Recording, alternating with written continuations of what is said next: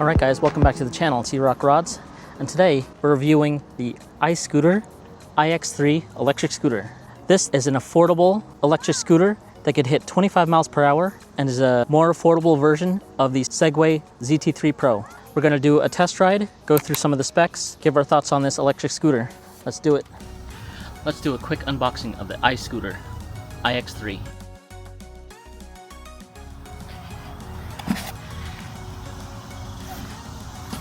Looks like it's packaged nice. We got a little toolkit and the scooter itself. It should be a quick assemble. There we go. I think we're ready to ride. Let's go. Let's get this off. Oh baby. Alright, here we go. Doing our first test ride. The iScooter iX3 electric scooter.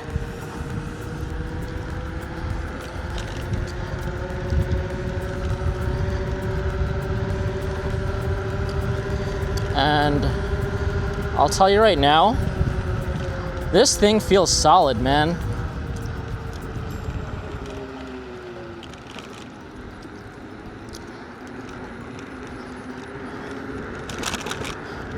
This thing feels real solid. It looks like the speedometer and the GPS are kind of all over the place. It's way off, at least initially. It's saying we're going 24. But it's only 19 on the GPS. First impressions, this thing is super solid. I wouldn't say it's expensive, but it's not cheap at all. It's an affordable electric scooter. This thing retails for around $500, and for this price point, the scooter offers a lot. Pleasantly surprised with how solid this thing feels. Very smooth. And we'll take a look at the scooter a little later, but the deck is a little short, on the shorter side. So I feel like my riding position, like my chest is literally like right up against the display.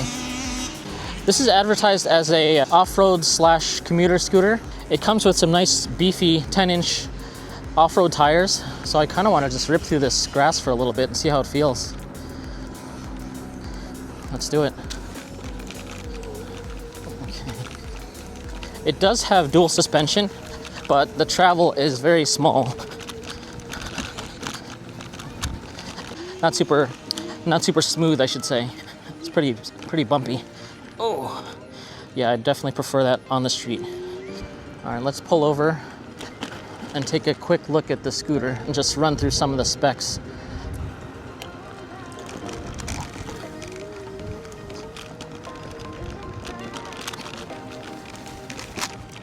Okay, that wasn't too bad. So what we got here is the iScooter iX3 electric scooter. So this thing is pretty cool. For under $500, this thing offers a decent amount of power, performance, and tech, all in a very affordable package. And the quality seems very good for the price. So in the rear, we got an 800 watt motor. In the deck, There is a 10 amp hour battery. We got 10-inch pneumatic off-road tires, dual suspension. Coming up the stem, we got a thumb throttle, a nice big LCD display. On the camera, it looks like it's flashing. It's solid on my end. On the left-hand side, we got some controls. Power button, we got the headlights. Let's turn those on. One click, there's the headlights. There's the brake lights. Both front and rear brakes will trigger the brake light. And a pretty loud electric horn. The speed modes, there are 3 speed modes, but there's Eco, Standard, and Turbo. This M right here just toggles between kilometers per hour and miles per hour. We got dual disc brakes. The grips do feel pretty solid. And the thing that's interesting about this scooter, and I'll demonstrate this a little later, is that it has a very nice folding design. The handlebars fold down, so it could get really compact. I believe it weighs about 51 pounds, so it's heavy, but it's not the heaviest electric scooter. Could be a nice last mile solution as well. We got turn signals. They are on the side, so I'm not sure how visible they will be from like people behind you or in front of you, but it is nice that they offer that. It does show on the display, and you hear the audible sound when that turn signal's on, so you don't forget to turn it off. So the turn indicators are always a plus. Let's get back onto riding. All right, so the iX3 does have a smart app that connects to the electric scooter, but just be aware it is not the iScooter app, at least in the app store. It's called like Mini Robot, and it displays some of the general information. Okay, so while we're here, we're just testing out the speed modes. Eco mode, the lowest setting goes 10 miles per hour. Let's switch it to standard.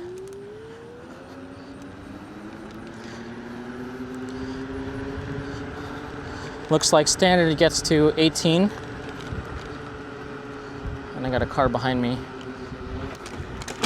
Oh my gosh, I just lost my phone.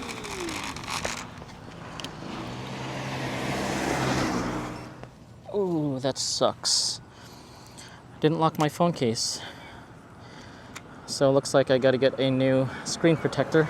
That's unfortunate. All right, standard mode. 18 miles per hour.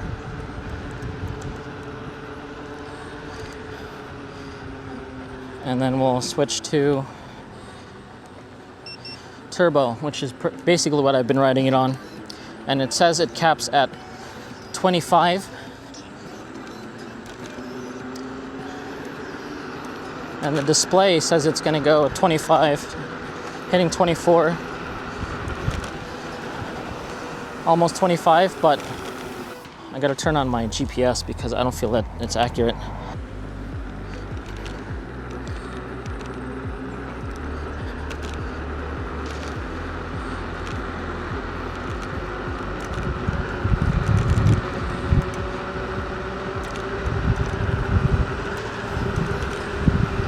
So it says it's been going 25 on the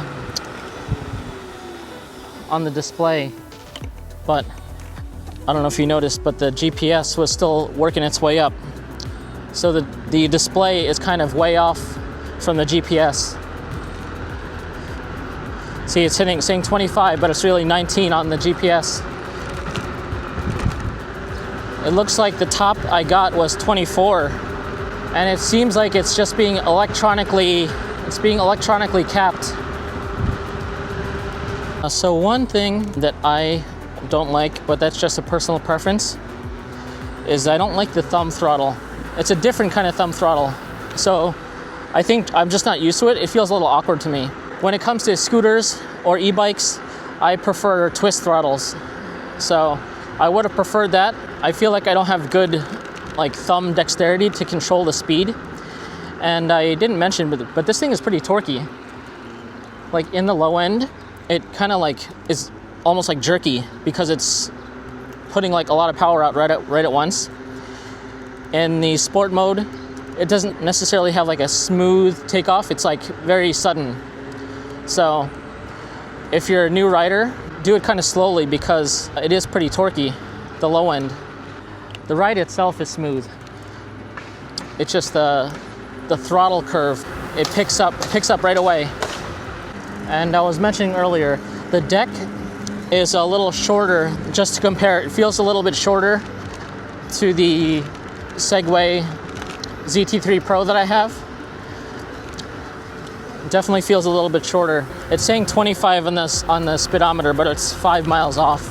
5 miles per hour off from the actual GPS, which isn't a deal breaker, but just something to be aware of. Some of the other things that this scooter offers is it does have a cruise control option. When I first started riding it just for the first time, I didn't know that it was on. And when I pulled the trigger, and then it just like, I was holding it for a while, I heard another beep and I let go of the trigger and it just kept going. So I was kind of surprised. And then when I opened up the app, I was able to disable that. But if you do like cruise control, then it does offer that, which is a nice option. The biggest thing for me is the low cost of this scooter. Pretty premium features. I mean, I wouldn't say it's the highest quality, but it's got some good power. It tops out at 25. It's got an okay sized battery, 10 amp hours. There are definitely some bigger brand names that the iX3 can compare to, but at a much more affordable price for what you're getting. So that's kind of the biggest selling point for me. And I was really pleasantly surprised with its quality. I feel like you're getting a lot of scooter for the price.